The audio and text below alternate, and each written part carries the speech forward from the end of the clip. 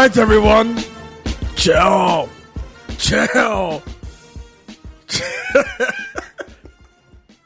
I tried to do something as pun heavy as I could, because this movie's full of fucking puns. Welcome to Back to the Classics, the cinematic movie podcast that takes you back to the iconic films of 20 years ago. I am your guy, Jay Alonzo. Shout out to my boy, Ken Williams, who could not be with us today. But in his place, I have a very special guest. He's been with us before on the show. He hung out with us for Scream last year. He'll be back for Scream 2 later on this year. Make some noise for wrestling soon-to-be icon of Las Vegas. Hey. You good over there? Yes. You're grunting. I guess it's fitting for a movie like this. So, all right, make some noise for Jace Battle. What's going on, man? Oh man, I apologize. I'm a bit of a. I don't know if you know this yet. I'm a bit of a savage now. Not so much a grandfather anymore. A strong style savage now. Okay. Yeah. So it requires a lot of grunting sometimes. A lot of random grunting. Yeah. Yeah. It's very awkward. I apologize. I see how people feel a bit uncomfortable when you just randomly grunt. Yes. At a Wendy's or something. Yes. I love their 4 for 4. Like, so can I get a Baconator? Hey. Huh. Baconator. Son of Baconator. Son of Baconator. Yes. So what's been up, man? Like, you haven't hung out with us since last year when we did Scream. What has Jace Battle been up to? Oh, man. Well, last time you saw me, we were together. I was on top of the world. I was the Future Stars of Wrestling No Limits champion. I was just on top of my game, and then I lost my title, and my strong style gods turned their backs on me, and they don't talk to me anymore. So I'm kind of a bit of a downward spiral. David Ruffin downward spiral, or something you can bounce back from? Oh man, I could definitely bounce back. Okay, it's happening. Okay. It's happening now. Right now. I don't know if is cursing allowed. Fuck yeah. Fuck them strong style gods. I am not your vehicle. I do what I want. I take what I want. All right. That felt good to say. Yeah, it's very therapeutic, you know. Yes, and I feel like the movie that we're doing today will warrant a whole bunch of that. Yeah. Whole bunch of that. Oh boy. So, and I think it's very fitting for the movie that we're talking about today. Rest in peace to the great Adam West. To you young kids out there, you know him as Mayor West from Quahog on Family Guy. But to us older folk, he was the original Batman. Yes. When people got slapped and said smack or punch thud spelled out, you know, Even that pow. Even pow. Yeah. Absolutely. Yeah. And I think this Batman definitely inspires this movie that we're doing today in a much negative way. All right, so Plural. Rest in peace, Adam West. Definitely an icon in this superhero thing. I wish I could have been in LA when they did the bat signal on City Hall. That looks pretty nice. It looks pretty nice. It's a nice fitting you know, you would think, you know, with the way police treat Batman in these movies, they don't really do shit. They kind of, you know, somebody got their bag stolen. 400 cops on payroll, but you got to shine that light in the sky like Batman can handle that. Well, that's what they did though. They shined a light, and then it worked. And yeah, Batman came. Yeah. Like, and so like for little shit, you know what I'm saying? Like, you know, there's a cat in a tree. I think Batman can take care of that. Like, well, no, I handle the big shit. I handle world-ending shit. You know, a cat in a tree. It's something I think you guys can handle. I'm sure you can handle that. You know, is it a big tree? well, depending on the Gotham we're talking about, usually, you know, the Schumacher Gothams are like 800 stories high. So essentially, that could be a huge fucking tree. It could be. And Batman can swing. Yeah. So, you know, he can glide really well. So, can't fly, but he can glide really well. So, yeah. So, get into the Batman theme of today's program. When did you notice the difference of direction that Batman was going from the Tim Burton Batman and Batman Returns to the ever dreadful Schumacher Forever and Batman and Robin to now we give the realism with Nolan, and now we're back to bumfuck crazy weird with the new DCU. How does that transition work out for you?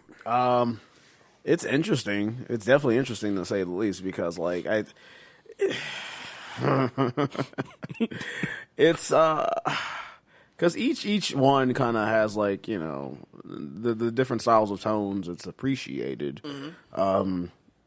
Like the first couple of the Batman Returns, those had a different tone, and then you bring Schumacher in, and those movies are kind of they kind of become a toy commercial. Yeah. It's just like, how many toys can we sell? A whole lot. And I don't know. Me, myself, I'm not the biggest fan of, like, gritty realism, because if I'm watching a comic book movie, I want to see comic book stuff. But, definitely that Dark Knight trilogy was really good. And I can't say anything positive about the DCU stuff. I'm sorry. I'm just not a fan at all. I haven't watched Wonder Woman yet. But Wonder Woman is actually pretty good. If Wonder Woman wasn't good, at the very minimum good, DCU, like, I'm gonna go ahead and wrap this on up. I'm gonna try another thing because this is just bad. Like, the way they're switching directors out, the way they had a story, but for some reason you want to sell toys, and therefore they're just like, fuck this, I'm leaving. And like, how many directors do we now know have been on the Flash at this point? Oh, I haven't even heard any. I don't keep up with any DC. I mean, so you just don't care anymore at all. Oh man, I didn't really care to begin with, and then I saw the first two movies, and I was like, and it's BVS was boring. Oh man, I sat in the theaters and I literally said out loud, "What the fuck am I watching?" At one point, it's a snooze fest. I'll tell you that much. I've never been so pissed off at a movie. And then Suicide Squad, which I think was probably the most divisive of the movies, it had a good idea and it just executed really weird. I was not a fan of that movie at all. I can't even say anything, any sort of positive. I don't think it was just weird. It was odd. It was all over the place. Like I said, Wonder Woman was enjoyable, definitely enjoyable. Still not a whole lot of faith in Justice League though. I'm just because in all respects to Zack Snyder, but he did BVS, which wasn't good, and then unfortunately tragedy strikes his family. He leaves BVS. I mean, he leaves Justice League, and they bring in Joss Whedon, a huge prima donna, great talented guy, but he's not loyal. He left Marvel with Knights coming over to DC to shake shit up. Well, no, he left Marvel because it was his experiences of directing those two Avengers movies was daunting. Like he was saying, like that was about 4 years of his life that was just kind of gone. And with Disney, I mean, I'm sure there's a lot of stuff that you have to do and you can't do and whatnot. And so I can see why it's very stressful. And also, if someone comes to you and like, hey, here's some money to work on this, I'm gonna go where the money's going. So like he's through Marvel and DC, he's made a grip of money. So he's good now, but I don't blame him for wanting to step away from that. And switch teams, maybe if it's a little easier over there, good for him. I'm sad myself because I just don't care for those particular films, but we'll see. More power to him. I love him. I love all his shows. So that's my take on it. So let's kick off 2-minute drill. Are you ready for 2-minute drill? Jace Battle. We'll see. I think so. All right, you got your questions together? Oh man, no. You want to just freestyle some? Yeah. All right, let's do it. All right. 2 minutes. How hard could it be to freestyle something in 2 minutes? Probably very hard, but we'll see. You go first though. Okay, no problem. All right, please do. Let's do it. And 2-minute drill starts now. Yes. Who plays Bruce Wayne's hardly ever seen romantic interest in this movie? Elle Macpherson? That is correct, sir. Oh man, yes. I didn't think you know that. Oh man, I don't know how I do it. It just kind of came. But I did know though. When you read the credits when you're young, like for no fucking reason at all. That name, I'll never see that name ever again in a movie. But also, I know what a key grip is. All right. boom operator, craft service. I know what all that shit is. Thank you. I also know that Elle McPherson played the never seen love interest of Bruce Wayne. Continue, sir. Is it my turn? It is your turn. Okay. Do you know? Okay, so that they had another movie already lined up before this movie came out. They're like, this is going to be successful. Let's go ahead and get this another movie going. Do you know what that movie was originally going to be titled?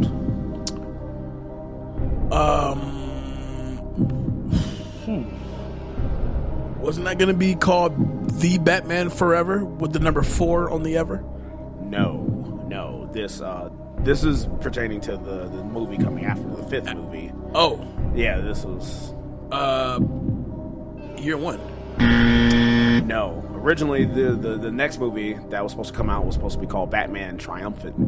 Huh. And it was supposed to involve Scarecrow as the main villain. And it's triumphant. I guess. And he was going to use his fear toxin on Batman, and he was going to see hallucinations of the Joker. All right, we got 10 seconds left. All right. Oh, dang. We're going nowhere with this. Oh, man. What's the name of Vivica A. Fox's character? Yeah, she's in this movie.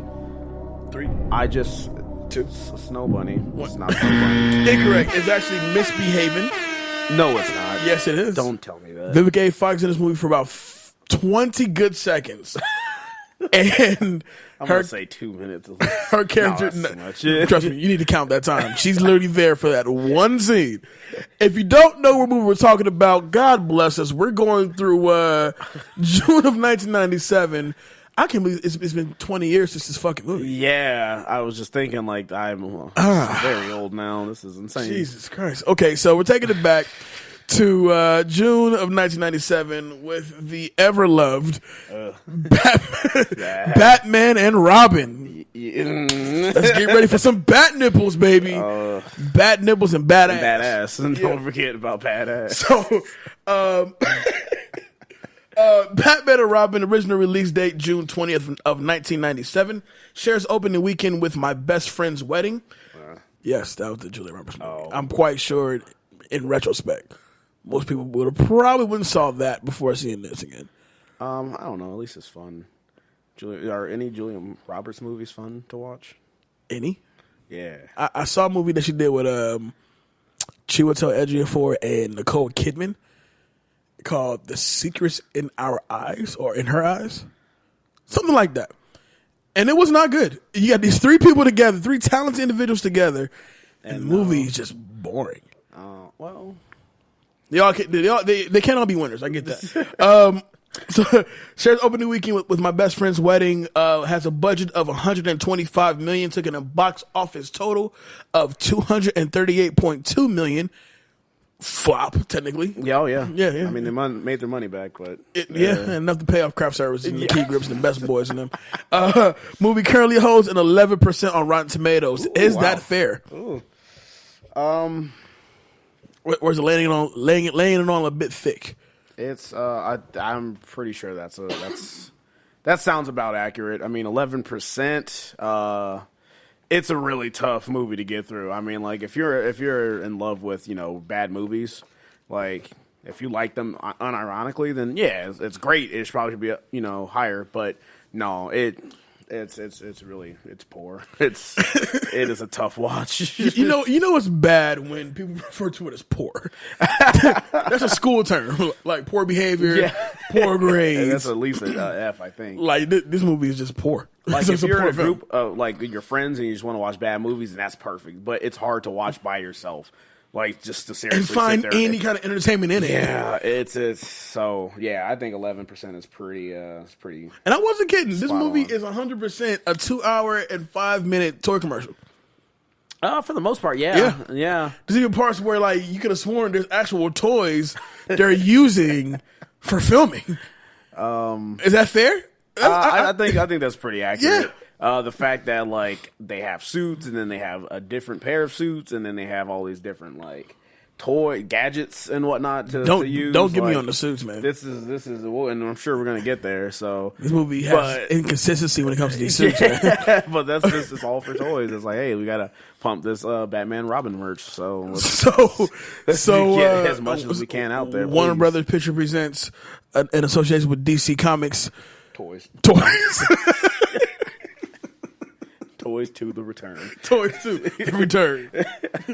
Coming equipped with toys. All right, so tell me about the time when you first seen this horrible movie.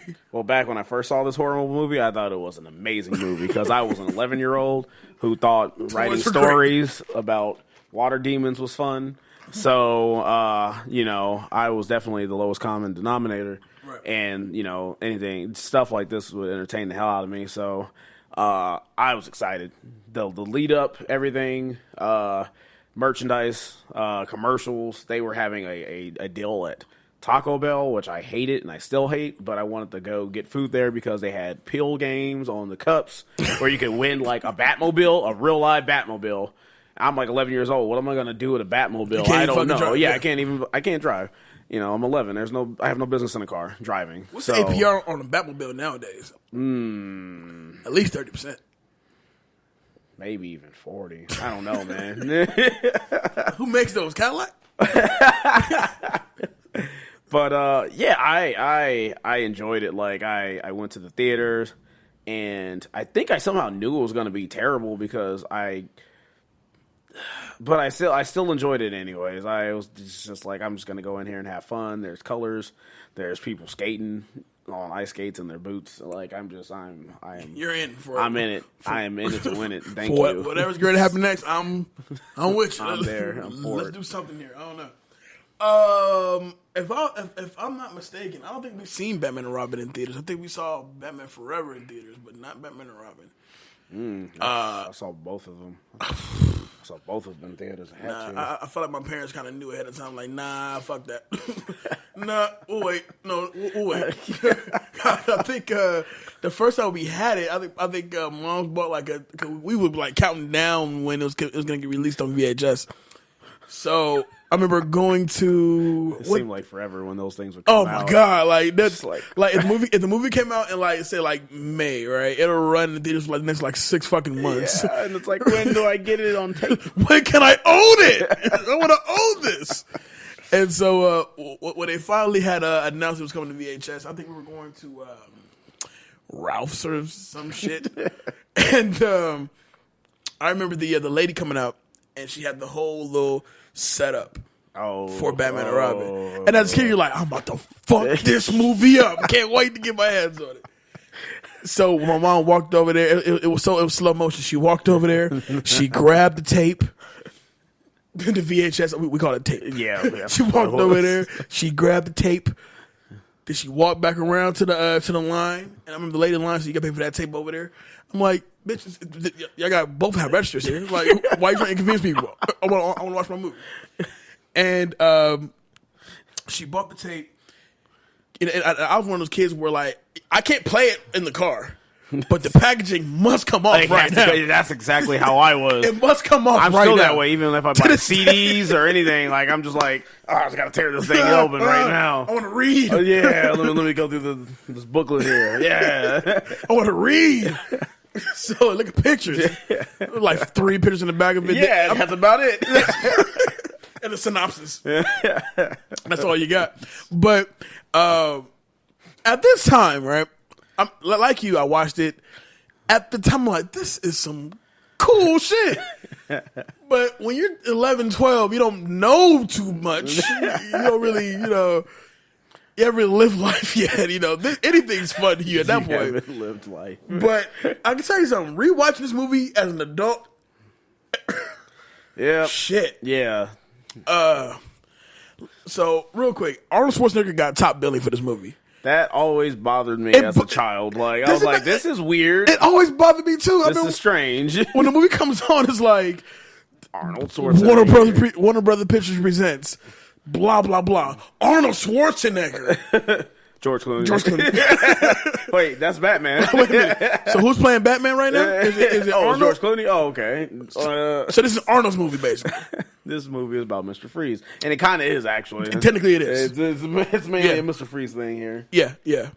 But this is probably one of the first time where the villain got top billing. You know what? It happened in the original Batman. Jack Nicholson got the top billing over Michael Keaton. You're right. But I mean, over at that, it's Jack Nicholson, so you kind of have to. I think he was basically the it's like guy the law. they were. Yeah.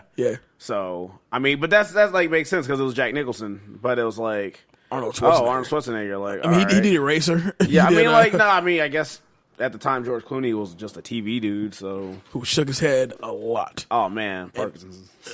I mean, and this is not a shout out to anybody who deals with this horrible disease, but he shakes his head like he has Parkinson's. Yeah, like, and he's smiling all the time. That bothered me too. Like, why are you're Batman? You are a sad. He's dude. the only Batman. Why are you smiling all the time? He's the only Batman in the history of Batmen who does not use. Well, I don't count Adam West, but as far as like the movie Batman, movies, he's the only Batman that does not use a Batman. He doesn't. You don't disguise your voice at all. No. You're Clooney as Bruce Wayne. You're Clooney as Batman. That's the deal. Take it or leave it. Yeah, it's man. He wasn't a good Batman. He wasn't a good Batman. I mean, and like when Val Kilmer said, "Nah, I'm good," there's something wrong with the script here. All right, so. Well, he had to do the Saint. Remember the Saint, right? He was going to do the Saint. But even if the Saint wasn't available at that time, he wasn't coming back for another Batman movie. Man, if they would have given him that money, he would. And that goes to show Hollywood was giving out money for anything. Oh, yeah, they were. And that's why Schwarzenegger got top billing. I think he got like $25 million for this movie. He probably did. Couldn't have got like 7. Oh, I guess he was like the top movie star. He did Eraser. Yeah, Eraser was big. Let's not forget about Terminator. I mean, T2. And he also lied, by the way, because I remember one time Schwarzenegger said after T2, he said, I would never play another villain again. T2 was what, 91. T2 was 91. 92, yeah, 91. So we're talking, what, 6 years later, you back playing another villain? But he wasn't like, it was like a campy.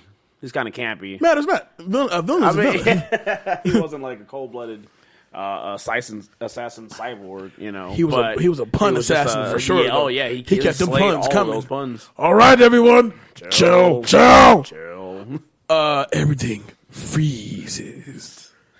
Okay, so technically, who won 2 Minute Drill? Me?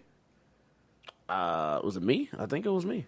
Was it you? Oh yeah, because I got Elle McPherson, and then you didn't get Triumphant. Okay, so well then, I won it. So why don't you kick off Real Talk since you know Elle McPherson useless factor. Hey, all right, it's Elle McPherson. And she's done what since then? I think she's in The Edge with Alec Baldwin for like a brief moment. I was going to say playing nothing. pretty like the same character. I was going to say nothing. So kudos to you. You win that. Still getting work, I see. All right. But prior to that, you got me there. I don't know. But all right, kick it off. Okay, all right. Batman and Robin. Let's get us to this shit show. All right, Batman and Robin starts up. We get the Warner Brother logo. We get like the 5 main stars. We get Batman and Robin, and then of course, in typical Joel Schumacher style, we got to cut to them getting suited up. What does that include? Man, arms, legs, nipples. Wait, what? Yeah, nipples, like asses. Like it wasn't weird and forever. You know, like it was a different choice. All right, that's different, but okay, whatever. So he's doing it again. And he's gonna up the ante. I'm gonna give you dick shots. Here's also some crotch shots as well. All right, that's cool. And so we've already started off on a weird note, and then the very first line from Chris O'Donnell, Robin, is, "I want a car. Chicks dig the car." And then there's Batman. That's why Superman works alone. So stop right there. So we're now acknowledging for a fact Superman does exist in this universe. Superman is in this universe. But he's not coming to help. Nah. Okay. Nah. Gotcha. Pass on that. Okay. Yeah, so we already started off this movie on a low note. Like, I'm just like, man, it has to pick up from here, but it does not. It just keeps just going down further and further. There's just so much weird dialogue going on where it's just terrible comedy. Like, don't wait up, Alfred. I won't pack a sandwich then, or whatever. No, like, he says, hey, Al, don't wait up. I'll cancel the pizzas. Cancel the pizzas, yeah. That's And as they leave, Alfred just... And then he's coughing up. And has this weird, like, mini heart attack, I guess. Yeah, so it's like, okay, now let's establish this mini So story. we know for a fact Alfred is sick. Yeah, he's something's hurt. going on with Alfred. Mm-hmm. And so as they're driving, and I think you brought this up earlier. For those who are listening, we literally just finished the movie probably like 20 fucking minutes ago.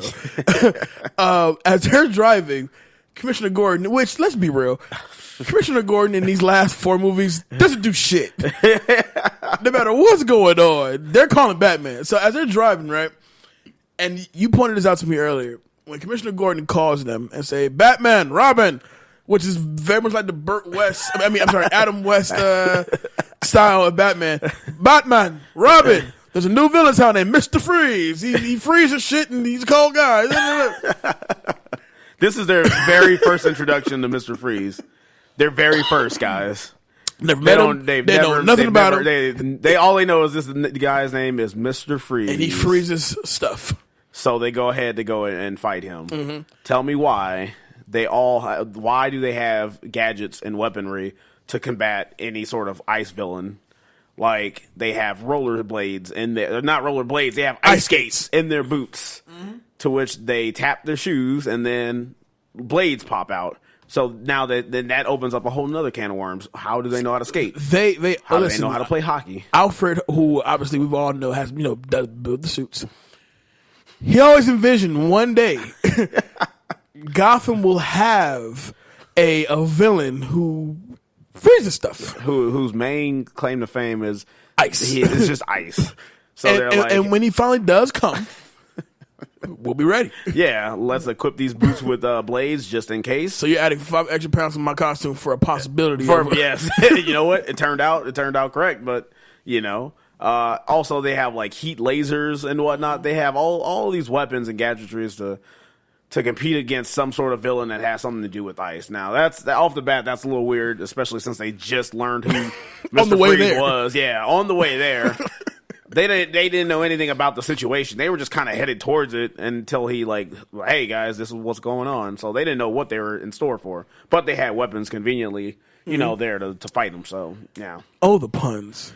Oh, man. Oh, the puns. Arnold Schwarzenegger pops up. And talk about scenery chewing. Oh, off the bat. He's coming. All right, everyone. Chill. Freezes people. Chill. And he's repeating chill now. The Iceman cometh. Oh, man. So we're in for... this is what we're in for. We're in for a complete pun festival right here, boy. He's going to go. He's really going to go. And I believe... every scene he's in, he has at least 3. With every scene that he's in, like the ice cold is space. Like, what are we doing? I don't even think the comic book had this many puns. This is any at all. This is really punny. This is a very punny movie right now. Okay, so obviously at this point, is this when Robin gets frozen? Yeah, because they go to stop him. He's trying to rob. Was it a museum? There was a natural history museum or something like that. Because there's a dinosaur bone or skeleton where he makes the pun, "What killed the dinosaurs? The ice age." Ice age. And then the dinosaur explodes or whatever. Oh, the puns. Yeah. So you got all of these shenanigans going on. You got his henchmen who are all ice skaters with hockey masks. Really well ice skaters. Yeah. And I believe they're all named with various reindeer. Like Frosty. They have names? One was named Frosty for sure. Oh, wow. I knew that matter of fact, he called Frosty, right? Frosty comes over, and that's his main guy, I guess, outside of misbehaving. And later on in the movie, Frosty brings him some news that he probably would want to know. Yeah. And because he's watching his wife who's been dead for some time now.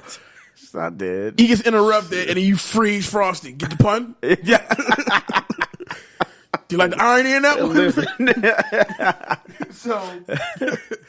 So now we go from this bank robbery and Schwarzenegger and this pun game is wicked. We now go somewhere in South America now, and we now get our first introduction to Pamela Isley, aka who will become known as future become Poison Ivy. and oh man, played by Uma Thurman. And you talk about the scenery chewing, it gets even it gets even worse shit, here. She gets a cavity from all that damn scenery chewing shit. Oh my god! And then if you don't think that's enough, here comes what's the scientist? Dr. Jason Woodrue, who is. And he's a day player. Yeah. You only catch him on stage, from 8 to 4, and then he's going to milk it for what he's got, and he's done for the day. Fun fact, he actually was on the show Smallville, the Superman origin story, as Lex Luthor's dad, to which he did probably do a little bit of chewing on the scenery, a little bit, but it wasn't as extreme as this movie. But yeah, here is just total nonsense. Just him, just being the mad scientist, a weird, creepy dude who's developing the toxin. For no, she's doing the toxins. She's doing the toxins, and he gives it to her. He gives it to him, but he's doing some other ill shit with it. And this is when this part of the movie always confused me because even as a kid, I'm like, nobody heard that, huh? So as she's sitting in her play area, I guess, her workspace, if you will, and she's all that, Mother Nature, and yeah. What is he doing in that? You're already weird as his, you know what I'm saying? But I'm gonna assume in another room, yeah, the next room over, he's got a whole audience of people in there watching him create this monster named Bane, right? Okay. I guess I can go with that. However, we'll work it out. However, once we get Bane, cover Bane for me real quick. Just do Bane real quick. Do Bane? Yeah. You set me up, please. Okay. Hey, Jace, we're gonna go over to Arby's and get us a pork belly sandwich. You down? Pork belly. Yeah, that's Bane. That's Bane. In a nutshell, that's Bane right there, man. He'll take a couple lines that you said and he'll say them back. So, Bane, how you feel about going to Sonic's after 8 o'clock, get these half off shakes? Discount. Oreo cheesecake.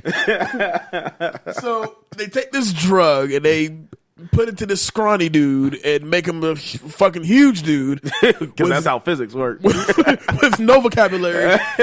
And he pretty much has a brain of a parrot. So he just does what you tell him to do and he does it. So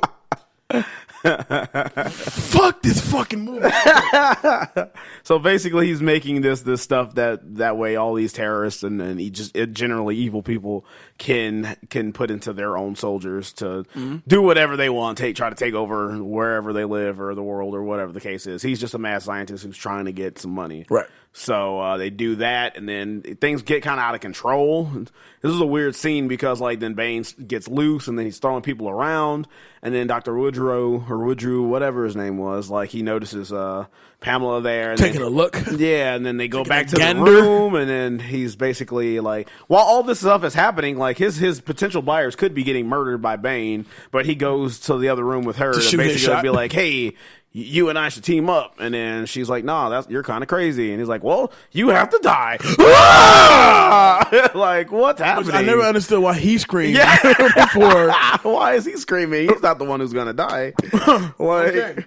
And basically just proceeds to kill her by throwing her over a table and then throwing a rack of chemicals on various toxins. Yeah, that melt her into the ground or whatever the case is going on there. And then he goes back to trying to sell the stuff to those who are still alive. Bane's still running. Yeah, who's ever? Yeah, those Bane's still alive running around. So who knows if they're dead? So that scene was just. Is anybody around, Bane? No. Around? No. He's killed them all. Yes. So, all right. So I can care less about this next scene because I want to go back to when Poison Ivy does show up. This is probably the only time I find Uma Thurman attractive. So, as Woodrow, we don't know what the fuck has happened since then. Yeah. As Woodrow is walking back to the play area where he pretty much just killed Pam Isley, this weird thing happens to where out of the ground comes Poison Ivy. Poison Ivy now. She lets us know off top that a simple kiss will pretty much end your life. Now, end your life. But when she kisses Woodrow and his tongue goes like extra green, yeah, it looked like he had like an apple lollipop or some shit. It's like, and this is when Uma Thurman scenery chews the fuck out of this. I mean, she's chewing. Then. Like, bang, door, bang, oh, door. Exit. Door. And you know what? No, even the weird thing about this scene that just weirded me out was that she kissed this dude to death, and then she was just like, I am this, I am that, basically announcing who she is and knocking everything over.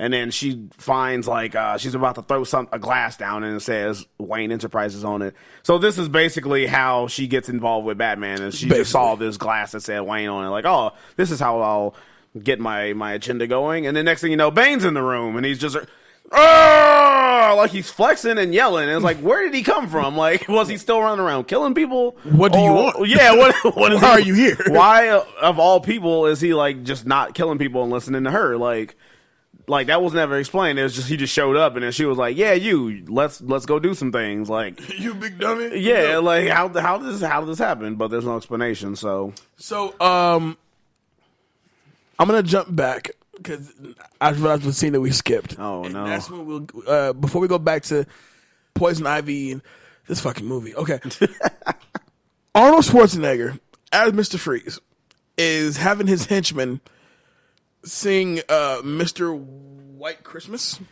Come on, sing! Sing!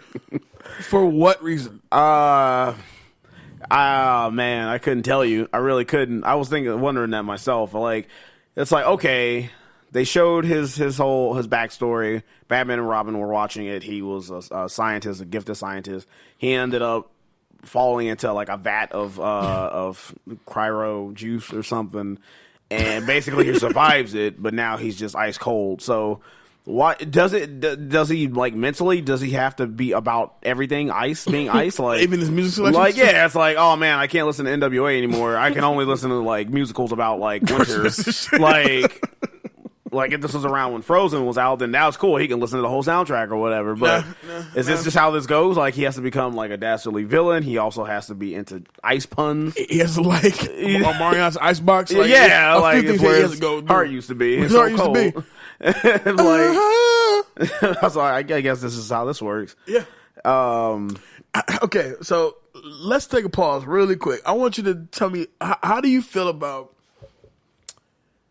Nolan's Gotham City compared to Schumacher's Gotham City? I feel like Schumacher and Birds are almost similar, but Schumacher's is a whole different level of like acid trip Gotham City. So I would say probably the Schumacher like Keaton style of Gotham City because it looks like something out of like you would want to see in a comic book or whatever. You're like, I get with the gritty realism. You want something that looks more real and whatnot. But once again, it's like I'm watching a comic book movie. I want it to feel like a comic book, something kind of out of this world, something that's not something I'm going to see every day. I'm not going to see superheroes running around fighting villains and stuff every day. So why not make the city look, and it gives the city its own uniqueness. It makes the city a character in itself, which it really is. Oh, so yes. like you got the million story tall like gargoyles and buildings and whatnot like that sticks out. I feel like, okay, I'm really in this. There's never a rainy day in Gotham City. Surprisingly, it's weird. They have great weather. Like it's dark most of the time, but it's always dark. When the sun comes out, it's barely there, but nothing gives you some sunlight. But okay, so Alicia Silverstone as Barbara Wilson, not Barbara Gordon, Barbara Wilson. Yeah. Why did they change her name? Because they felt like she was too cute to be Commissioner Gordon's daughter. So let's make her Alfred's niece, who's British, by the way. And she goes to school in London. Listen, all right, that part just don't even acknowledge. Come on, man. I will acknowledge that Alicia Silverstone clearly gained weight during the filming of this movie because she's 1 point clueless another point, fuck, I need a job because I can't get employed by nobody right now. Like, her cheeks, they just got fat during certain scenes. I'm like, you're not back them hoagies, huh? Well, I don't. Not that there's anything necessarily wrong with being fat, I guess. No, it's not a body shaming thing, but if your character requires you to stay a certain weight, you may want to stay committed to your character. You know, when it's cut and y'all done for the day, knock back all the hoagies you want to. But I just feel like us as the audience, if we're watching a certain character, unless it's fitting the character. You didn't see Wonder Woman knocking back any chicken wings or something like that in her movie. She stayed who she was, you know. Well, also at the same time, you should probably act real good in the movie, which is something she didn't really do. I'm gonna say that she had Bobby Brown jaw. Nobody wanted to say it, so I'm gonna say it. She had Bobby Brown jaw. Okay. Listen, hard times after Clueless. And I know you'll get fucked. That's a Ja Rule reference. Nobody knew. I don't think anyone did. Nobody even cared. Where's Ja? Nah, nowhere. Let's not discuss. Making false festivals, and breaking hearts all over the place. So we know Barbara Wilson is actually Alfred's niece. Makes sense to who? Nobody. But Joel Schumacher. Joel Schumacher. Say good. But she comes in. She practically infiltrates Wayne Manor because, we only know you as Alfred's niece. But on the first day you're there, you're already snooping around and shit and taking people's bikes and shit. Like, are you even in school? You're a troublemaker right now, you know? But it's this new telescope that Wayne Enterprises is gonna introduce at this press conference. And this got to be the most choppy, weird Access Hollywood type of. Not even that, because the lady who's doing the actual interview or hosting the conference is, oh my God, Bruce Wayne, when are you gonna fall in love and get married? It's like, I'm trying to introduce something that's gonna help the world. You in my personal business? Yeah, what's this about? And what? That was my biggest beef with this movie, and there's a lot of beef I have with this movie. But why was there really any sort of room or necessity for his romantic life? There's already a lot of stuff going on in this movie. You got two villains, both of them. Well, more so one has a really big backstory and kind of dominates everything. And then plus you got Billy. Yeah, well, yeah, it's true. And then we got, basically the story of Batman and Robin trying to, mend their differences and work as a team. So we're juggling a lot already. Why do we have to throw in this, really needless kind of, love story with this flat character who doesn't mean anything? And it's really terrible. Miss Elle McPherson, I'm sorry, but it wasn't needed. It wasn't necessary. It was just kind of annoying. Anything that was anytime that scenes involving that was happening, it could have been cut. That could have been cut. The running time could have been very shorter. We didn't need to know about this chick who's really we've been seeing each other for a year. I think it's time to get married. Wait, what? That's kind of fast. Well, maybe that could make my cut that out of the war because there's genuinely no need for this character in this movie. Not at all. None. Not at all. Nothing ever gets resolved with that. The whole thing with they never get married. She asks just take some time to think about it, and it never comes back up because there's too much other stuff going on. So that wasn't necessary. We didn't need that. So at this press conference, we get Poison Ivy, who, by the way, on the way to such press conference, has put a Driving Miss Daisy type of cab hat on Bane. And a trench coat. And a trench coat. Let's not be out. He has a fucking mask on, but whatever. It's still not a 6'4", 400-pound dude with a mask with on. venom in his lungs. Yeah, he is discolored. He looks like he has mega jaundice. So, and then you're gonna put on this wig that really does not separate you from anybody. Exactly. It looked like your same hair. So, and then that's when she says, Wayne Enterprises Bane, and step on it. Step. At Wayne Enterprises, Poison Ivy had decided to go back undercover as Pamela Isley. It's a damn difference. Yeah. And she proposes this project that could help the environment But Bruce declines her offer because basically people would die. People would die. And she thought, well, what's a few sacrifices to get this thing going, right? Like, well, like these are plants, ma'am. Human life. These are trees. Sorry, dwarfs, plant life. Jesus. And that's basically her fuel for being a villain this whole movie. Because she wants plants to be running around and that bitch.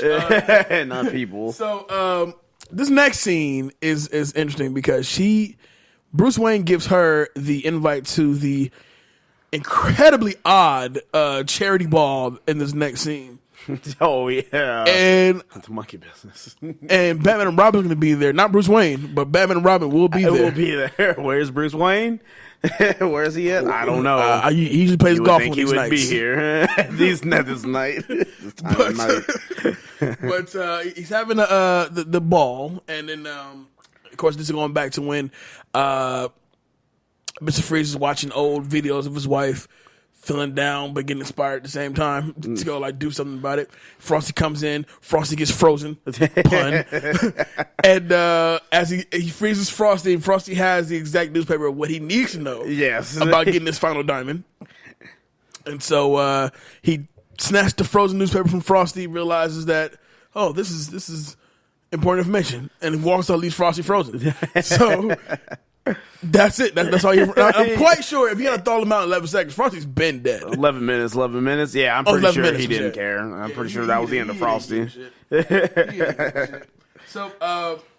So he's making this plot to go over to this charity event, and as this is like an auction ball or some shit that's based around plants, but it's like people, women dressed like plants. Yeah, and then they started like betting on like or auctioning for women who were dressed up as plants or whatever. So I guess all this money was supposed to go to this conservatory or whatever. It was weird. It was very strange. Did you notice that only the same 3 dudes bid on the 3 women plus the same 3 dudes bid on Poison Ivy? Really? Yeah. I did not notice that. No, because the last dude had a very distinctive, and I bid, and I remember watching them like, the same 3 people voted on these women, like, and their money is long, right? Yeah. So, like, the first time, like, I bid 10,000 on Magnolia, I bid 20,000 on Bamboo Stick, and I bid, and I bid $35,000 on Dirt McGirt, whatever.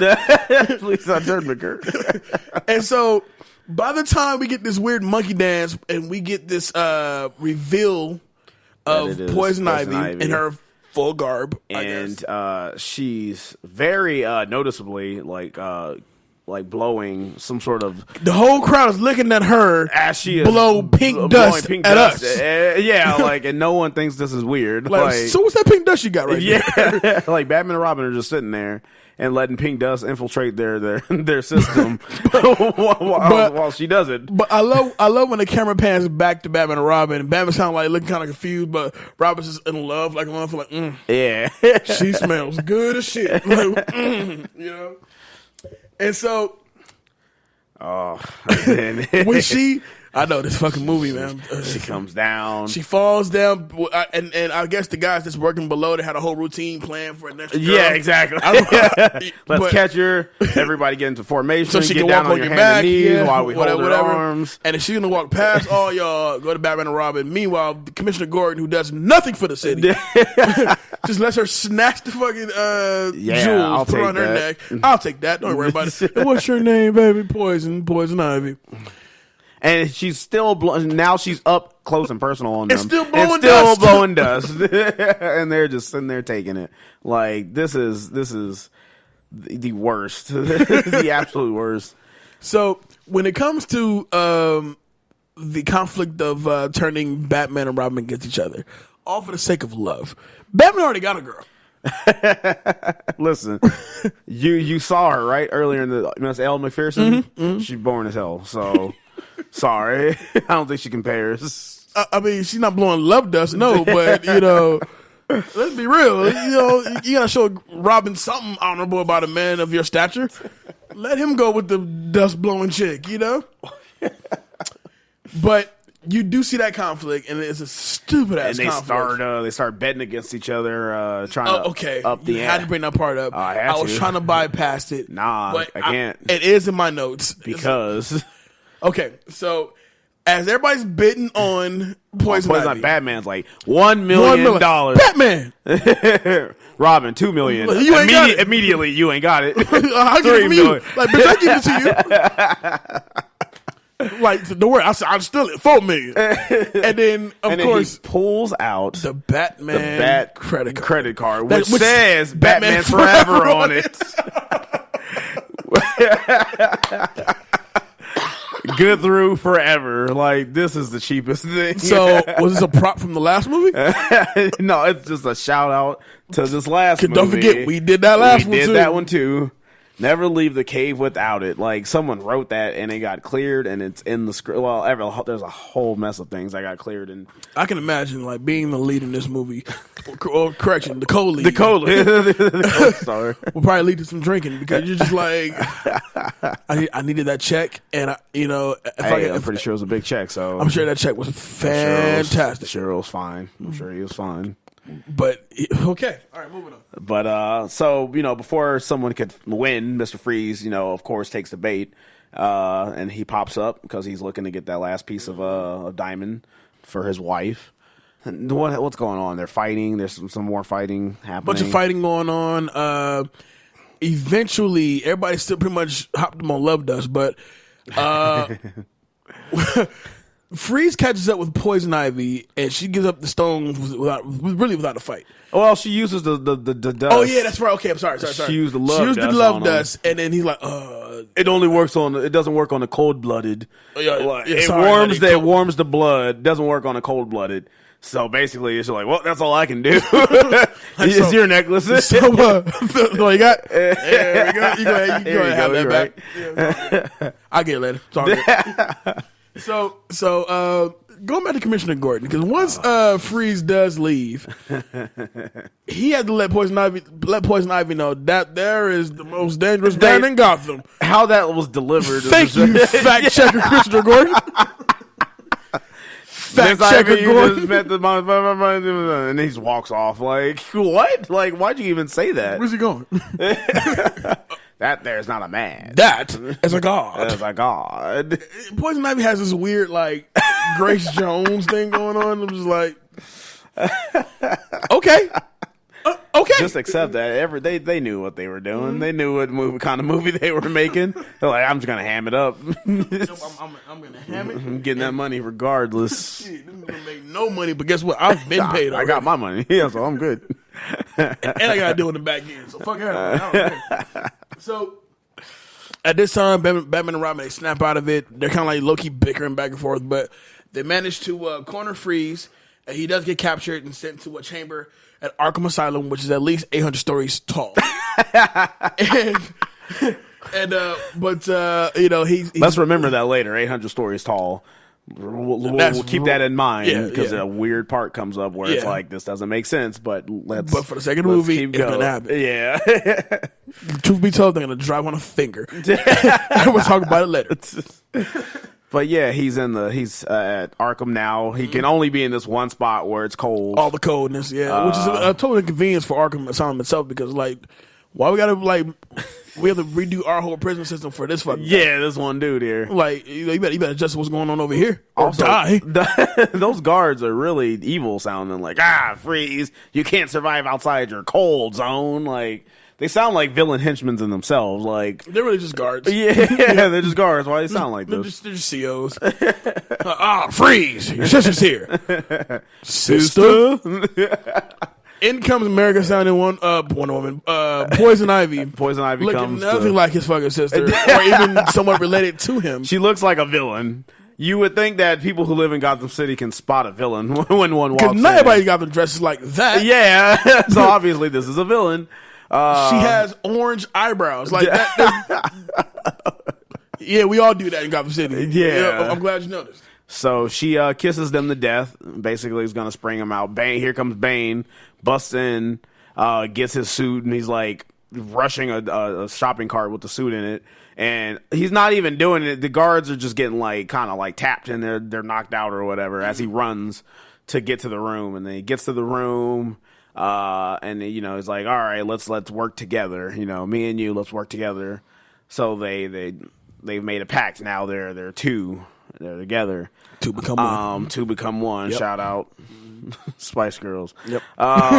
So then they can make a hole in the wall, and then let's go back to that 800 stories up. Their plan to escape is to jump off the top of Arkham Asylum into the river below. I believe Freeze's cell is the top floor of Arkham Asylum, and they're gonna jump. They're gonna jump. Then we're just gonna not act like this jump is going to kill them, because it doesn't matter if they're landing in water. That's the impact of hitting that water. They're going to die. But they somehow survive this, and they get away. Toy commercial. So before I actually get to this next part, I'm actually flying by a lot of different things, only because there's a lot. There's a lot going on. There's a lot going on. You can't. It's all bad. Your brain can't process everything. It's a lot going on, but I wanted you to bring up the scene that we talked about since we're on the 800 story Arkham Asylum location. So there's a part in this movie when they are chasing Freeze. Oh, on the arms. And on the arms and elbows of this statue that's big enough to crush the whole city. Yeah. But we're not going to go into that. So Batman and Robin are chasing Freeze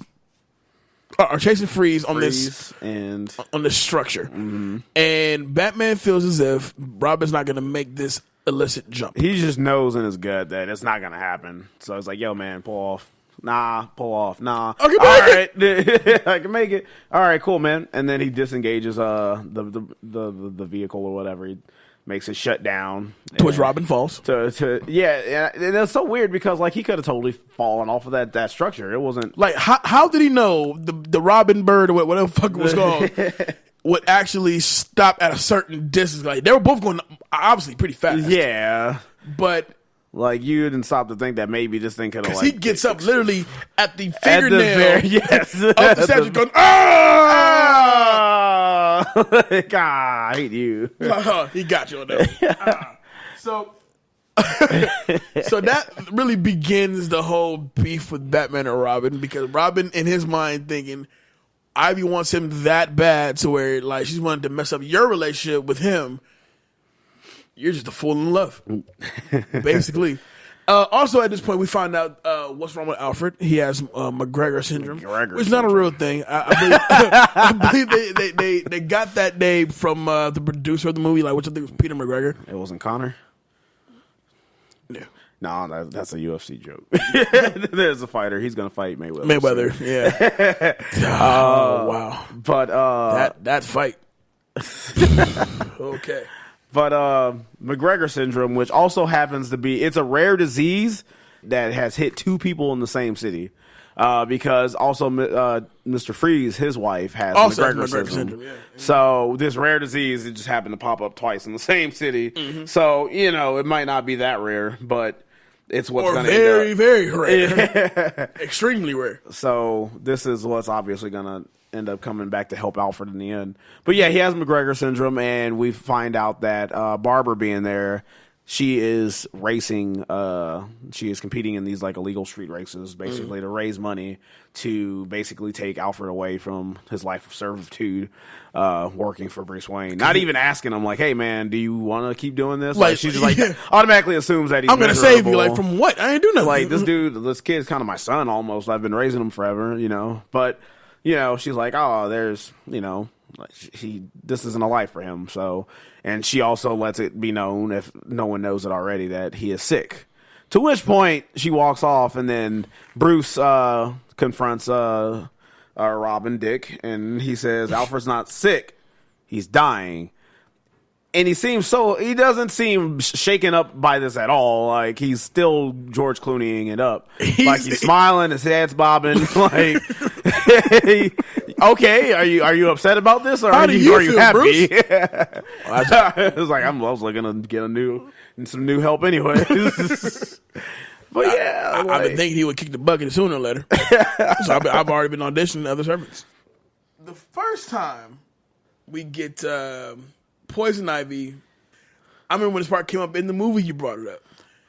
Poison Ivy and Bane decide to take the bat sign and get like a red marker or some shit and create Robin his own bat sign. This whole scene didn't make any sense No because sense at all. Bane is basically he's pulling up the old bat signal. He's tearing that whole thing out, and then next thing you know, there is a completely new signal just already popped on in there. So who provided such signal? Who made that signal? Who made the signal? Who plugged that thing in? Like, is Bane also like an electrician? Like, there's so many unanswered questions. Like, Bane, paint that bat sign. Oh, Robin. Complete this electrical wiring, Bane. Wiring. Like, which is funny because as he's lifting the sign, shit is being ripped out. Yeah, exactly. So, how's the light still working? Yeah. Like, but he got it up to the point to where he's like, Robin. And then, now it's a Robin sign. Okay, and so Robin sees it. Oh, that's my girl. She's calling me right now. I gotta go. Like, what you doing? Like, listen. Like, you mad because she want me and she don't want you. Yeah, and it's are you that naive? Yeah. You're that naive. Hey, man, he's young. He's dumb. Young and full of. Yeah, you know the rest. So. But Batman's basically like, yeah, man, listen, this is just trust me. We're supposed to be partners, so trust me on this. Because at this point, you know, they have come with their plan to basically freeze Gotham because Poison Ivy. Oh, we skipped the whole thing. It was Poison Ivy basically trying to take out his wife. Yes, unplugging her, and he goes back. She goes back to him and's like, oh, Batman unplugged her.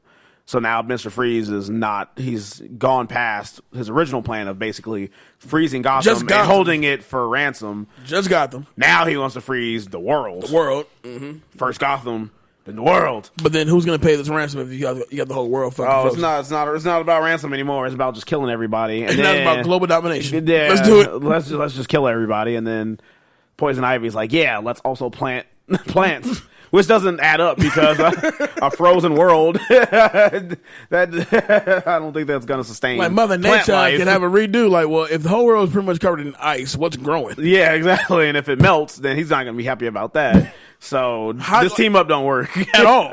Like at all. He's not about preserving. He's all about freezing shit. Yeah. Okay. Robin shows up on some. Hey, baby, you call type shit. And basically like, yeah, man, you need to give up your life and, you know, we can be together. Give up your life of crime and we can be together. And they go through this bit about, oh, tell me what Freeze has planned. And she's like, nah, kiss me first and this and that.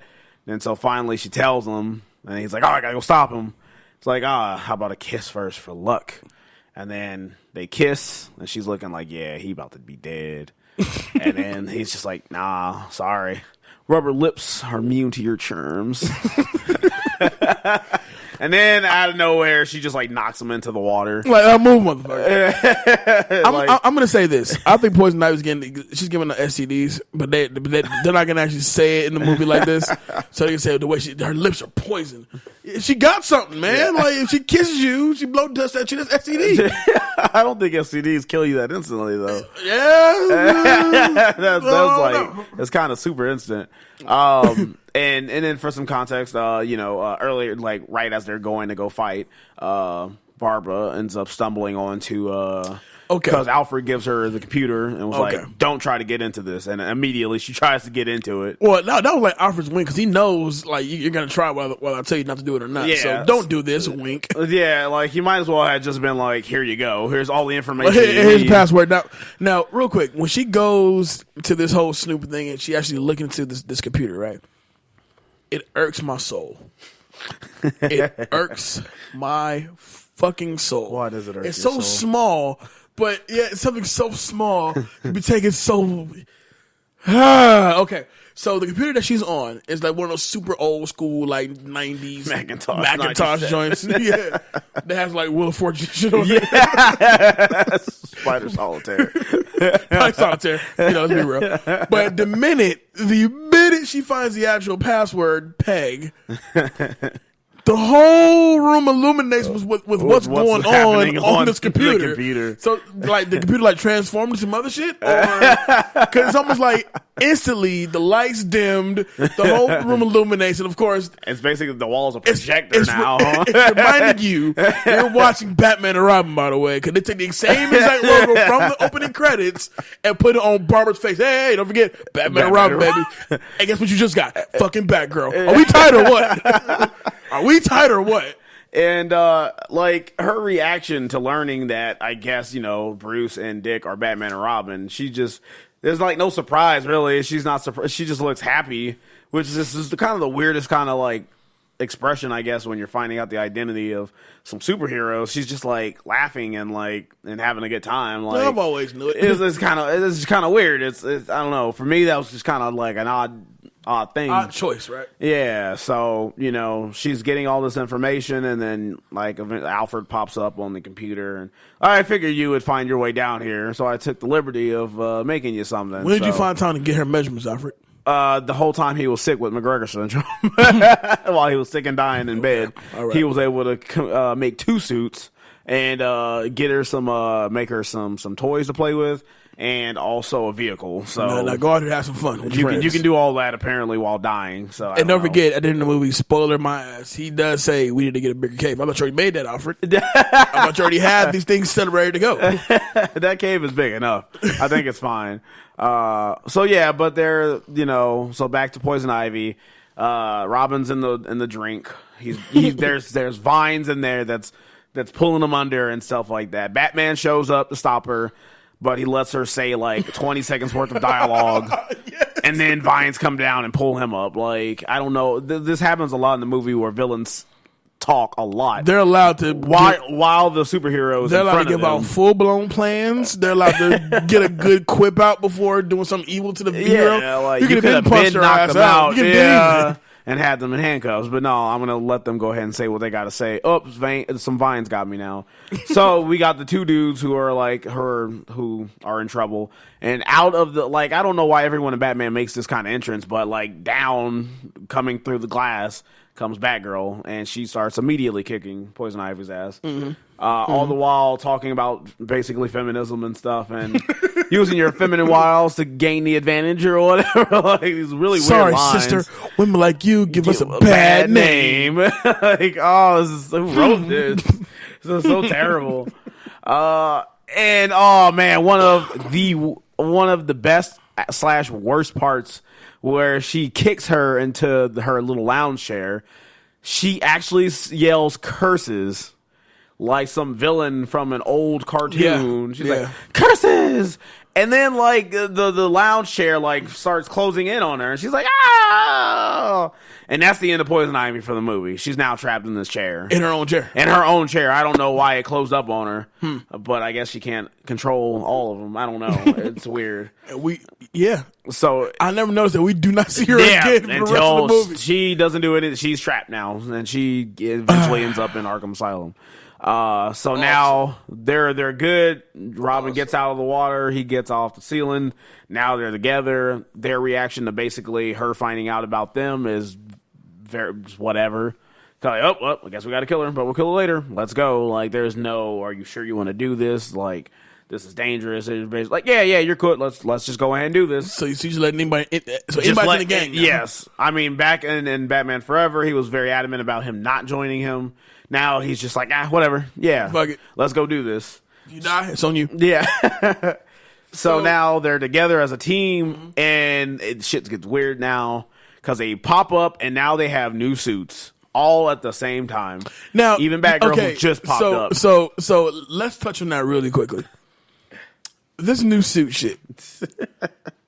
When did you have time to change your suit? I can only imagine it's not an easy task just to throw that shit on. Take off the other suit. Plus, you put the other utility new one belt. On. Make sure it's all nice and tight, and of course do your butt ass, butt nipples, butt hair, butt crotch. Where was the suit? Where was this? Did they have to go back all the way back to the Batcave, and then is it in the trunk of the Batmobile? Yeah, like. And you already had Barbara's on you? Yeah. She rides a bike. and you didn't know she was coming. You didn't know she was coming. So where did you didn't even know Alfred knew? This is so confusing. It's too many questions. Too many questions. So, and they have new vehicles. They are riding the new. Robin's on like a snowblower. And the Batmobile has like this weird like electric show going on the grill of it. It's weird. There's just so many lights for no reason.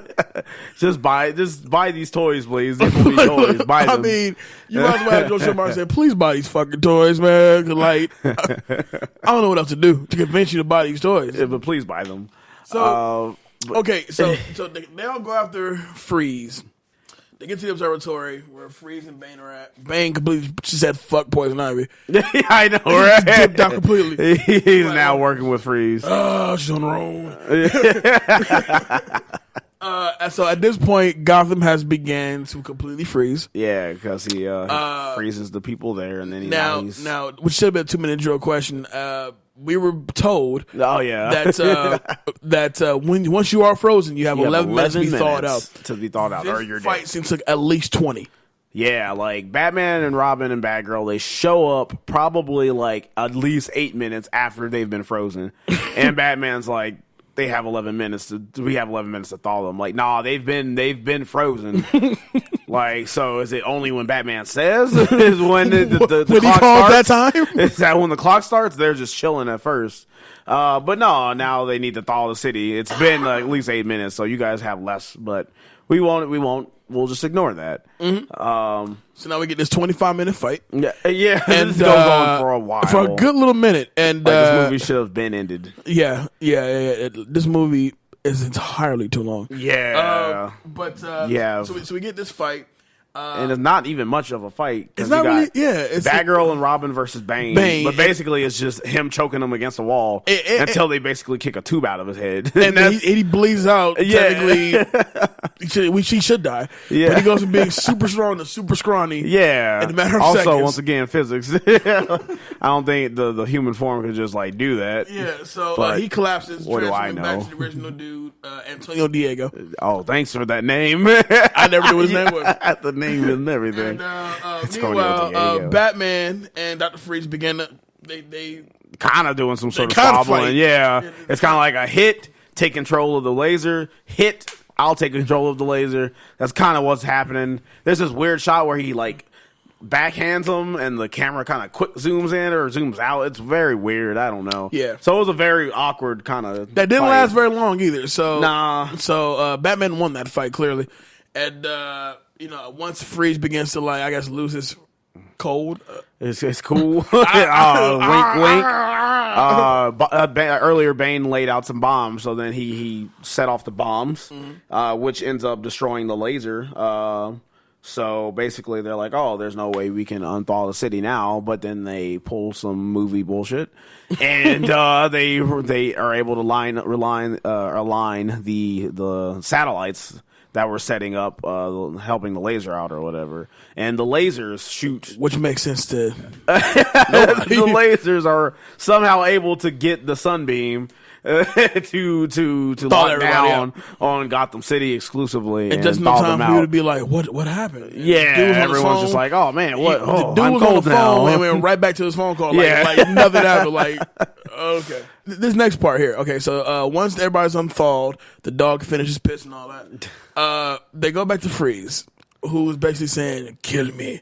Go out like you did my wife. Like, you can't even prove that, Freeze. Yeah. And here's the reason why. Now, going back to this Saw thing, from when Batman gets trapped up in the vines. He's in the vines, and of course he conveniently has a weapon to combat against that.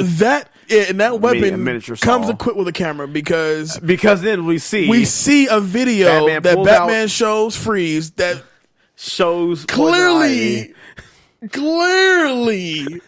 shows the actual killer of your wife. Yeah. Actually admitting to doing this shit. While she was fighting Batgirl. While this was happening, Robin's in the water. Batman's in the vine, so it had to have been Batman recording. When did he find time to record and Zoom and get like the microphone was working heavy? And like, when did he know when exactly to record? Like, he was like, oh, I think she's about to give away her secret, her biggest secret. Let me get this recorded real quick. All right, now I'll go back to getting these vines off me. Ow, vines. So he shows Freeze this video, which we're still confused. Like, even as a kid, I'm like, when the fuck did he record that? When he was in the vines. When did he record that? Okay. As I told Lady Freeze when I pulled her plug, this is a one-woman show. Like, It turned into the Total Recall. His head's about to explode. Eyeballs popping out. And then he basically is like, hey, you know, help me save my friend. He has the same super rare disease that your wife has. Help me out, and then we can transport her basically to your cell at Arkham Asylum to continue your research. Which is, why would you let that man do anything? He's killed a lot of people. He has frozen a lot of people. A lot of the people didn't get undawed. All right. So he gives Batman these two vials of blue Kool-Aid. Blue shit. Take these and call me in the morning. So, okay.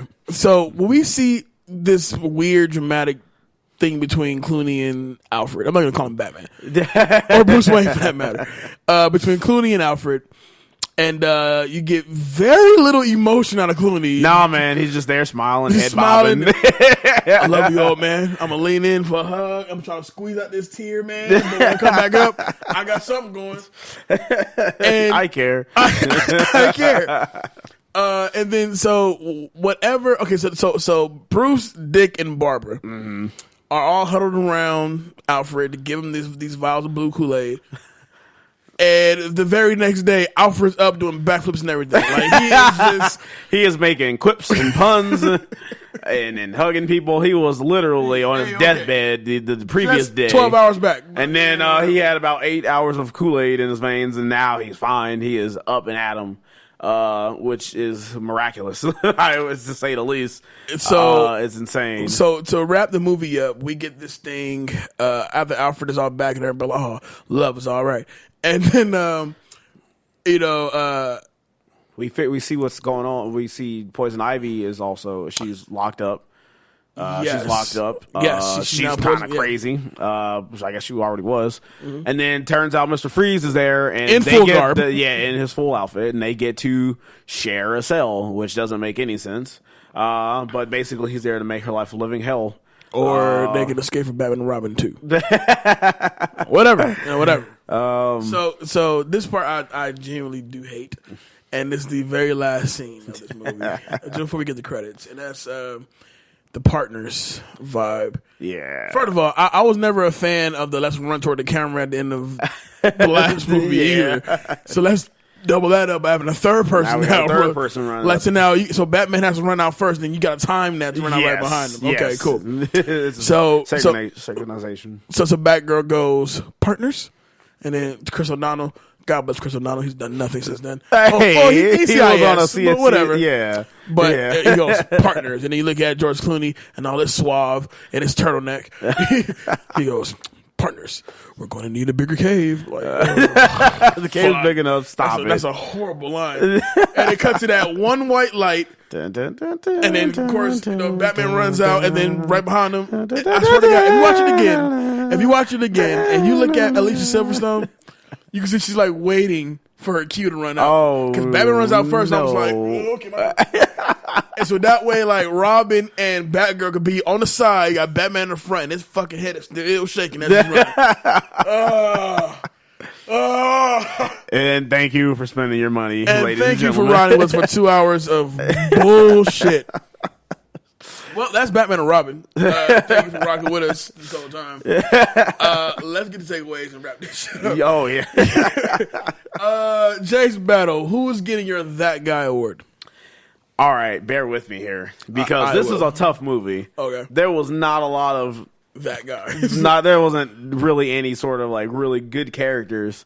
So you have to bear with me here. That Guy award, Arnold Schwarzenegger as Mr. Freeze. Mm-hmm. And here's why. Is because he was totally committed to this role. Because listen, he might have been very hammy, he might have been very corny. Those puns might have had was very just too much, but he gave that role everything. And when you have this movie that doesn't have a lot of characters standing out, some of them just kind of seem to just be there, like George Clooney, the co-lead, I guess. Like when the movie's about Batman, and Batman doesn't, sir. Yeah, and Batman doesn't really give you anything. You got to look elsewhere. And Mr. Freeze is kind of the guy. Like, the very little bit that you see him just being very emotional about his wife, is probably the strongest performance maybe in the movie. I thought it would have been Clooney trying to squeeze that tear out without. Oh, not at all. No? Like I guess I could kind of feel his pain, like when he was watching the videos of his wife and he froze the guy. Like, it seemed like he was really trying. Like he was definitely also being a cornball earlier and throughout the movie. But when the serious stuff was happening, it seemed like he was really trying to go for it. So I admire that. So Arnold Schwarzenegger, Mr. Freeze, is that guy. Who's getting your That Chick award? All right, in the same vein, Uma Thurman, Poison Ivy.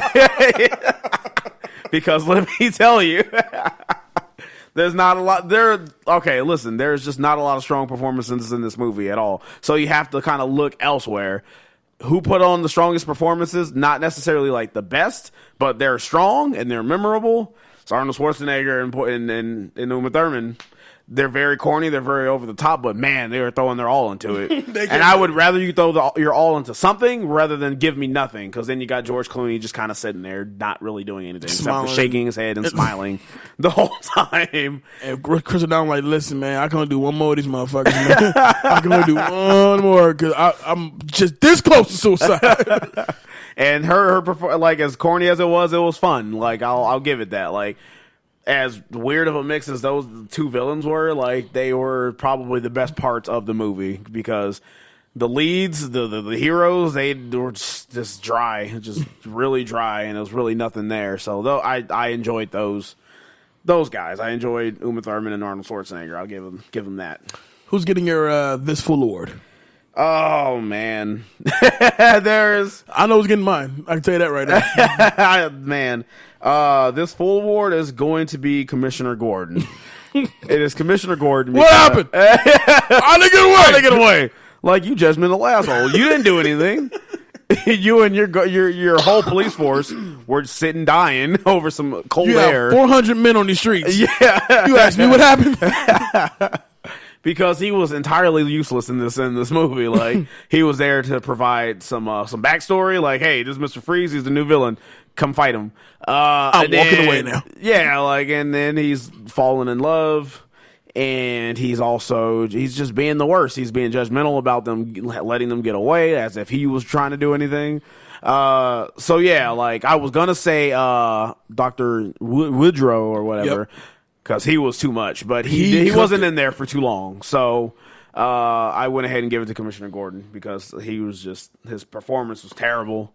He delivered those lines as if he didn't want to be there, and he just had to get him like a child who's getting forced to be somewhere, and they was like, come on, man. Yeah, that's what I felt with him. All right, well, what are you cutting out? Any and all scenes involving Elle McPherson, Bruce Wayne's love interest, because as I said earlier, there was so much going on in this film. You have a villain with a wife who's dying. You have these two partners who are just trying to figure out being partners and are clashing and butting heads. You have Alfred dying. What more do we need? There's so many stories. Let's throw Elle in there real quick. Also, we have a storyline where Bruce has been in a relationship for a year, and he's being kind of standoffish, pushed to to marry her. So that wasn't necessary. Her performance was garbage as well. So I didn't care about that. So I just felt, and there was a whole scene where she was basically saying, "Oh, we've been dating a year. I think it's time for marriage. I'm not going to push you, but that took up so much time. It wasn't necessary." Then he started hallucinating about Poison Ivy again, so that was just to kind of fit into her getting into their heads thing. So, but yeah, any and all scenes with Elle McPherson, I would cut that out immediately. Okay, what's your iconic scene? You know, it's that's really a tough one. That's like, a tough order, right? You know what's funny is a lot of those scenes are kind of the same. Like, whenever there's big action stuff going on, it's usually like at some big event. It seems like the first opening scene where it's they're not at like the a museum. 2 a.m. fight. No, it's like they're at the museum. Now they're at this this auction thing where there's lots of people. Like there was just a lot of kind of scenes where they're just all the same. So I guess if I were to have to choose, maybe gosh, that's probably maybe the auction scene, I guess, because now we have kind of like the major players all kind of linking up. You have the introduction to Batman and Robin of Poison Ivy. You have Mr. Freeze who pops up, and then you have those two characters see each other for the first time. The absolute terribleness of the infighting between Batman and Robin with the Bat card, like it's iconic for I guess the wrong reasons, maybe. But that's I guess if I had to choose, we made that's it the through. one. We got through it.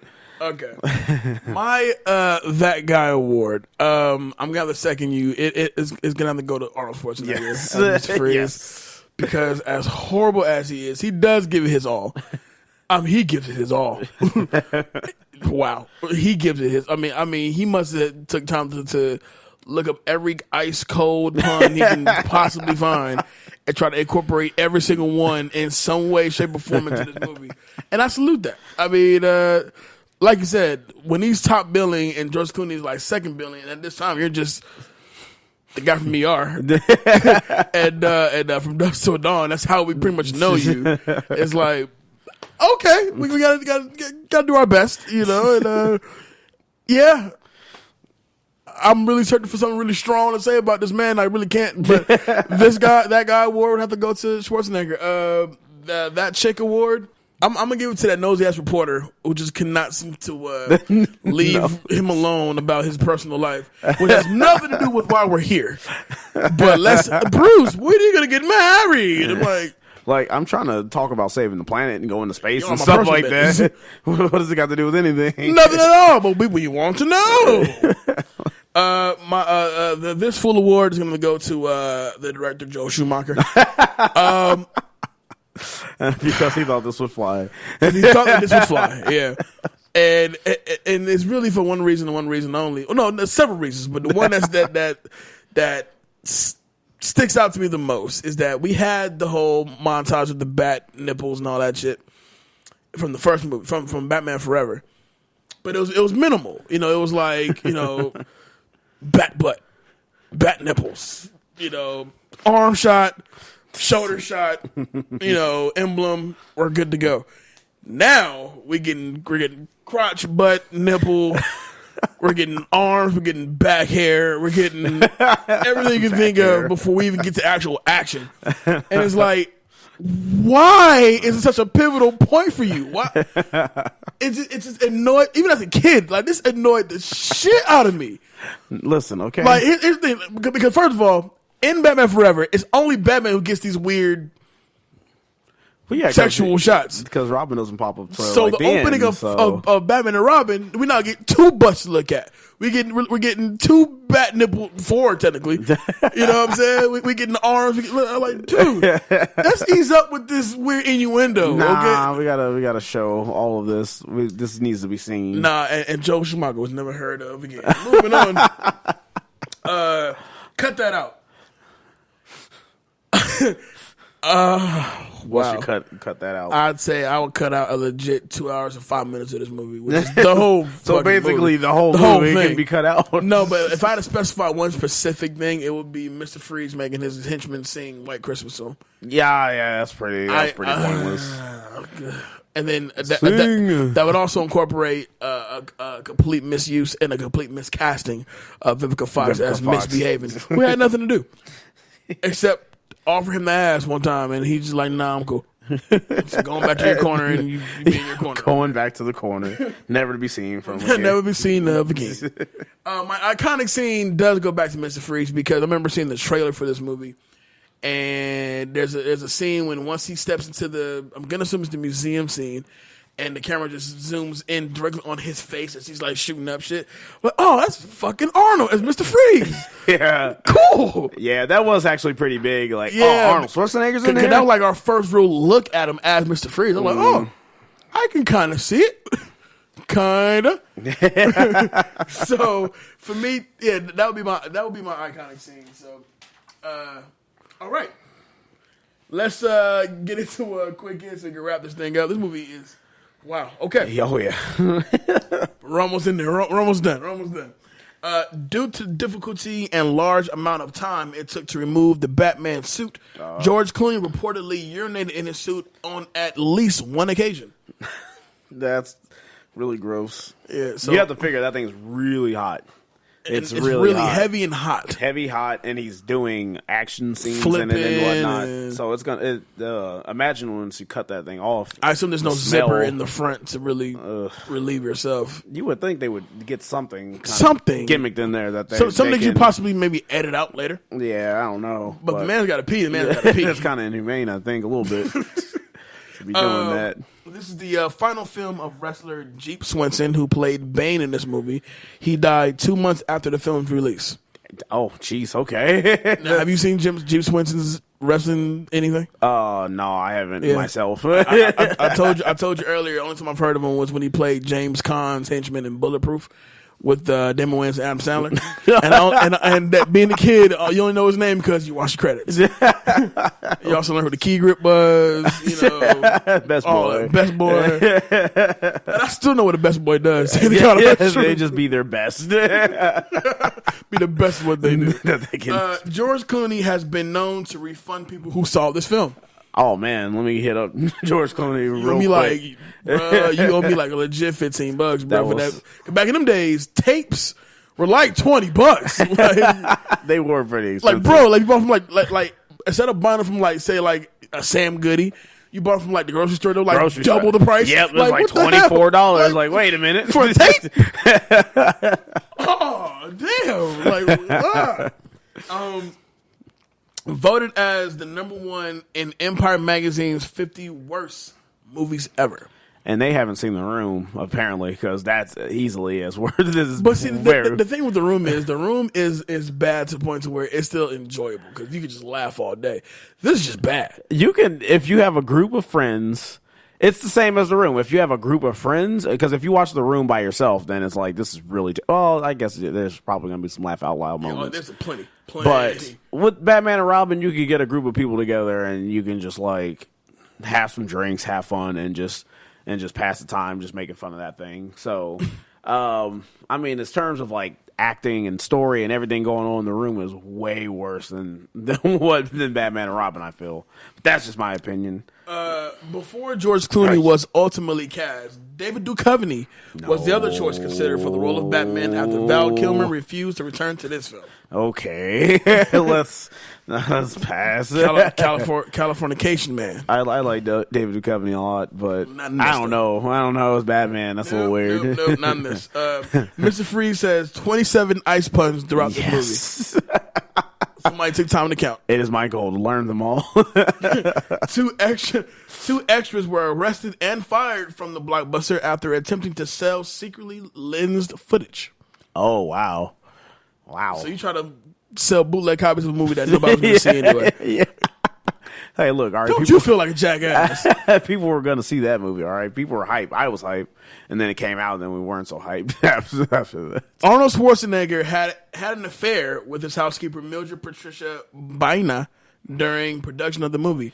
Oh, is that when that happened? That love kid came from this shit. Oh, wow. Wow, what a time to have been made. To be alive. This movie was such a bomb and ruined so many careers. There's actually a Batman's curse associated with it. Chris O'Donnell, Alicia Silverstone, and Joel Schumacher all went into serious career slumps after this movie. Oh, man. The only survivors were Arnold Schwarzenegger and George Clooney, who was starring on ER at the time, and was able to springboard from this to other box office hits, A-list actor stardom, and Oscar-winning status. Uma Thurman, too, I would say. She definitely bounced back. Because Kill Bill. You're right. Because once Kill Bill popped back up, then she started popping. The stuff she popped back up in wasn't as strong, But she was around though.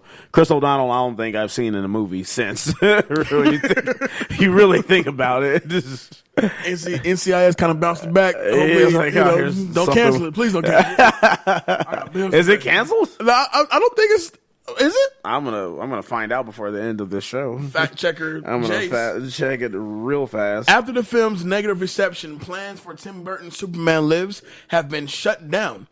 The movie would have been a first attempt to have a shared universe between Batman and Superman, with George Clooney reprising his role as Batman and with Nicolas Cage as Superman. That's gross. That's so gross. That's a tough sell. Have you seen the pictures of Nicolas Cage? Yes, I have. Oh, that's a tough sell. Oh, it's very. Wow. It's rough. Wow. All right, final one. In a chat show appearance in 2015, George Clooney revealed that for years after doing this movie, he genuinely blamed himself for ruining the franchise, stating, "I always apologize for Batman." Wow. I mean, I wouldn't say it's him. I mean, there's definitely a lot of hands that went into that. Oh yeah. Just how that movie was just was written, and how it was just everyone involved didn't really help. I don't think. No, I would definitely say Joel Schumacher over George Clooney. Yeah, they didn't put Mattel's name in the credits. We know who produces the movie. Let's be real. So before we wrap it up, did you find the Chris O'Donnell thing? It's still on. The show's still going. The show's still as of March 23rd, 2017. It has been renewed for a 9th season. Well, go ahead then. This show has been on for 8 years. Go ahead then. Chris O'Donnell, good man. On you. He can go 2 more years and retire. Yeah, man. Okay, things are turning around for him. Hopefully, we'll see Alicia Silverstone doing something. Was she like a beauty shop or some shit? She was in Beauty Shop. Okay, so she had that. Okay. She was doing maybe that 10 years ago too. So where is she now? Jace Battle. Before we let you go, what's next up for you, man? Next up, I believe June 30th, I have a show with Future Stars of Wrestling. Come on down, check that out. Other than that, I'm just kind of trying to get back up on my feet and return to strong style savagery. Okay. Yes. The random. Yeah. Yes. Don't. I'm sorry. What most people don't know is me and Jason are really good friends, so we're gonna go out and party right after this show. Mm-hmm. Thanks for hanging out with us, bro. It's always fun. It's always a pleasure. I'm telling y'all right now, he's back for Scream 2 because we got to keep the trilogy going. Oh yes. Was it like 5 movies, right? Or 4? It was 4 movies. Okay, so it'd be a while before we get Scream 3. It would be a long while before Scream 4 comes around. Yeah, so hopefully the show's still going. Let the people know where they can find you, man. You can find me on Instagram. You can find me on Snapchat. Both of those, Jace Battle. And you can find me on Facebook, Twitter. I am also on Twitter. I don't use it a lot, but if you need to look me up, the Battle brand on all the major social media. So there you go.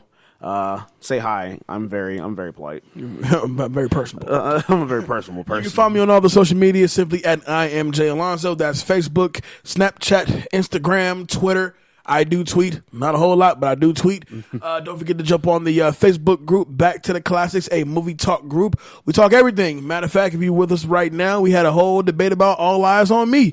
Shout out to the whole Beat Network family. Don't forget to jump on to www.beatnetworkonline.com for your merchandise and links to other shows.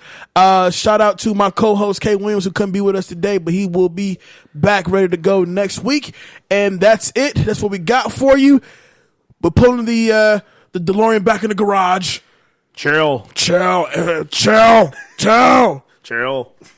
Everything freezes. It's Back to Class, y'all. We out. Peace.